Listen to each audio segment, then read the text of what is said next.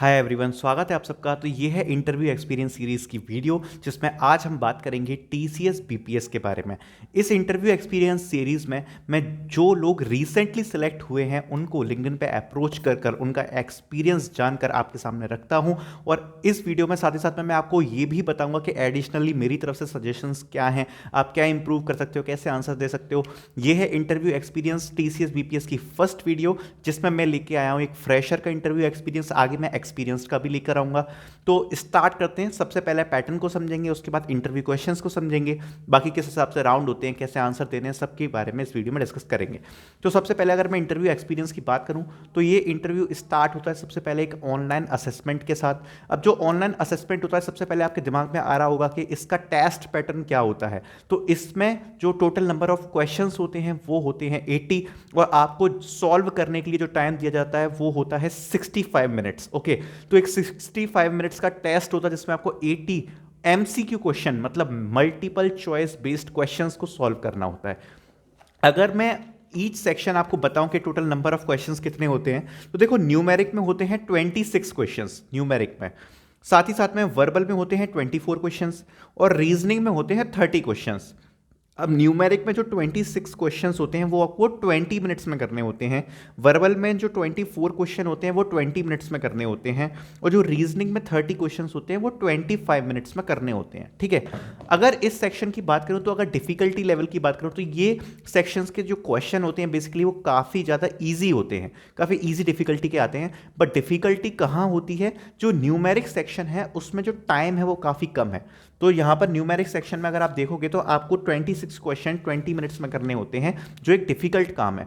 इसलिए मैं कहूँगा कि अगर आप प्रिपेयर कर रहे हो टीसीएस बीपीएस के लिए, तो आप थोड़ा सा न्यूमेरिक पर ध्यान देना। आप मैथ्स पर ऐसा कोशिश करना कि आप क्वेश्चंस को फटाफट कर पाओ, क्योंकि वो चीज़ यहाँ पर मैटर करती है। और रीजनिंग में भी आपको ये चीज़ ध्यान रखनी पड़ेगी, क्योंकि वर्बल के क्वेश्चन थोड़े से फास्ट हो जाते हैं, जबकि रीजनिंग और मैथ्स में थोड़ा सा टाइम ज़्यादा लगता है। तो इसकी आपको प्रैक्टिस करनी पड़ेगी, रीजनिंग और मैथ्स की। अगर मैं इसके ओवरऑल कट ऑफ की बात करूँ, तो अगर आप 70% से लगभग अगर ऊपर कर देते हो स्कोर इस टेस्ट में, तो आपके शॉर्ट लिस्टिंग के चांसेस बढ़ जाते हैं। लगभग 70% से नीचे वालों को जनरली ये लोग कंसीडर नहीं करते हैं। तो आप कोशिश करना कि आप 70% से ऊपर स्कोर कर पाओ इस टेस्ट के ऊपर। ठीक है। तो जैसा मैंने आपको पैटर्न बताया है उस हिसाब से अगर आप चाहो प्रिपेयर करना, तो आप काफ़ी सारे रिसोर्स जैसे कि इंडिया बेक्स या फिर यूट्यूब चैनल है कैरियर राइड, उसको आप फॉलो कर सकते हो। अगर इंटरव्यू एक्सपीरियंस में मैं आगे बढ़ूँ इंटरव्यू क्वेश्चन के बारे में, तो देखिए इंटरव्यू क्वेश्चन जो इस पर्टिकुलर बंदे का था वो मैं बताता हूँ। तो इसका ग्रेजुएशन ईयर है 2022। ये एक ऑफ कैंपस ड्राइव थी फ्रॉम टीसीएस स्मार्ट हायरिंग। ये ऑफ कैंपस ड्राइव में सबसे पहले की वाला टेस्ट हुआ था, जिसमें लगभग उन्होंने 75-80% तक सॉल्व किया था, और उसके बाद उनको इंटरव्यू का कॉल आया। ठीक है। तो इंटरव्यू कैसे हुआ वो मैं आपको बताता हूं। तो बेसिकली इंटरव्यू में सबसे पहले जब स्टार्ट हुआ इंटरव्यू, तो इंट्रोडक्शन पूछा गया कि इंट्रोड्यूस योर सेल्फ। ठीक है। तो इंट्रोडक्शन पूछने के बाद जो दूसरा क्वेश्चन ये था कि टीसीएस बीपीएस क्यों ज्वाइन करना चाहते हो। जो बंदा था कॉमर्स बैकग्राउंड से, तो उसने बताया कि मेरे को ऐसे ऐसे कॉर्पोरेट कैरियर में एंटर करना है, मैं चीज़ें सीखना चाहता हूँ, इस प्रकार से कुछ आंसर दिया। इसके बाद जो थर्ड क्वेश्चन था वो ये था कि आप प्रेशर में इन चीज़ों को हैंडल कैसे करोगे। ठीक है। तो आप क्वेश्चन समझ रहे हो किस प्रकार से आ रहे हैं। फर्स्ट क्वेश्चन इंट्रोडक्शन था, बैकग्राउंड के बारे में फिर पूछा कि यार किस बैकग्राउंड से हो, फिर ये पूछा टीसीएस बीपीएस क्यों ज्वाइन करना चाहते हो, फिर ये पूछा कि आप इन सिचुएशंस को कैसे हैंडल करोगे, और उसके बाद एक दो फंडामेंटल क्वेश्चंस ऑफ कॉमर्स पूछे गए। तो आप ये बात ध्यान रखना, अगर आप किसी भी बैकग्राउंड से जा रहे हो, थोड़े बात आपको फंडामेंटल्स पता है। अगर आप आर्ट्स से हो या फिर अगर आप आर्ट्स से हो, तो बेसिकली कम चांसेस हैं कि आपके बैकग्राउंड से लेकर वो कोई क्वेश्चंस करें। जनरली कॉमर्स बैकग्राउंड से और साइंस बैकग्राउंड के लोगों से क्वेश्चंस वो पूछते हैं उनके एकेडमिक्स पे।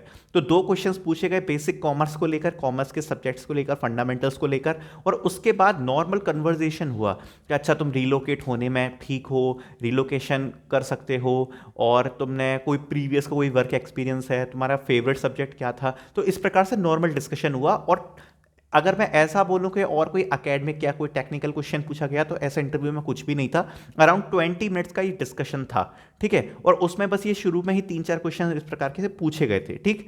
तो अगर मैं इस चीज़ में बात करूं, तो इस चीज़ में आपको एक जो कंक्लूजन निकल के आता है कि उन लोगों ने क्या जज किया होगा, इन चीज़ों का आंसर तो सभी दे देंगे। वो जज करते हैं आपके बोलने की स्टाइल, कम्युनिकेशन स्किल्स, आपकी प्रेजेंटेशन स्किल्स, आप कैसे बोल पा रहे हो, वो काफ़ी ज़्यादा इंपॉर्टेंट रहता है। आपको बेसिकली कॉन्फिडेंट रहना है इस चीज़ पे जब भी आप बोलते हो। अब आप सोच रहे होगे कि भैया मैं इन क्वेश्चंस को कैसे प्रिपेयर कर सकता हूं, तो देखो डिस्क्रिप्शन में एक मैं पीडीएफ की लिंक दे रहा हूँ अटैच करके, जिसको आप कर सकते हो डाउनलोड। उसमें इस प्रकार के सारे क्वेश्चंस बनाए हुए हैं, तो आप उस वाली लिस्ट को पढ़कर अपने सारे क्वेश्चंस देख सकते हो कि इस प्रकार के क्वेश्चंस कैसे प्रिपेयर करने हैं। तो इस बंदे से तो केवल इतना ही पूछा गया और इसके अलावा कुछ नहीं पूछा गया। और उसके बाद जब ये हो गया, फिर उसके बाद एक छोटा सा एक कंफर्मेशन कॉल आया था और उसका सिलेक्शन भी हो गया टीसीएस बीपीएस के अंदर, ठीक है। तो ये पूरी स्टोरी थी इंटरव्यू एक्सपीरियंस की। अब बेसिकली अगर मैं टीसीएस बीपीएस की बात करूं, तो ये आप ये समझ सकते हो कुछ ना कुछ बीपीओ से सर्विस इसकी मिलती जुलती है, और इसके जो क्वेश्चंस की डिफिकल्टी है वो ज़्यादा डिफिकल्ट नहीं होते। बस एक बात जो आपको ध्यान में रखनी है वो ये रखनी है कि जितना भी चीज़ें आपने अपने रेज्यूमे में लिखी हैं, जिस भी आप एकेडमिक बैकग्राउंड से आते हो, वो चीज़ें आपको ढंग से पता होनी चाहिए। अपने रेज्यूमे को ढंग से पढ़ के जाओ, अपने एकेडमिक बैकग्राउंड को ढंग से पढ़ के जाओ। और इस वाले पार्ट को हम कहते हैं बिहेवियर क्वेश्चन, जो मैंने आपको बताया, स्ट्रेंथ वीकनेस, प्रेशर कैसे हैंडल करोगे, इनको कहते हैं बिहेवियर क्वेश्चन। तो इन क्वेश्चंस को प्रिपेयर करना बहुत ज़्यादा इंपॉर्टेंट है, क्योंकि इसी प्रकार के क्वेश्चन ज़्यादातर आपसे पूछे जाएंगे इस वाले इंटरव्यू में, ठीक है। तो इस बंदे का बेसिकली बैकग्राउंड सीएस नहीं था। अभी मैं एक इंटरव्यू एक्सपीरियंस और डालूंगा, उस बंदे का बैकग्राउंड सीएस था और उससे कुछ क्वेश्चन सीएस के पूछे गए थे, वो मैं नेक्स्ट वीडियो में डालूंगा।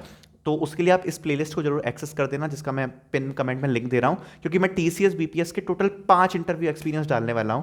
ये कॉमर्स बैकग्राउंड था। अभी एक सीएस वाले बंदे से मैंने बात करी थी, उसका इंटरव्यू एक्सपीरियंस मेरे पास है। एक बंदे का 6 महीने का एक्सपीरियंस था अमेजॉन कस्टमर सर्विस में, उसके मेरे पास इंटरव्यू एक्सपीरियंस है। तो मैं सारे इंटरव्यू एक्सपीरियंस धीरे धीरे अपलोड करूंगा। तो अगर आप भी चाहते हो इन इंटरव्यू एक्सपीरियंस को देखना, तो ये प्लेलिस्ट को जरूर एक्सेस करना, जिससे आपको एक अच्छा आइडिया हो जाए जब आप इंटरव्यू देने जा रहे हो, आपसे कोई भी चीज़ मिस ना हो। So thank you so much for watching this video, and make sure to subscribe this channel for more videos like this. Thank you.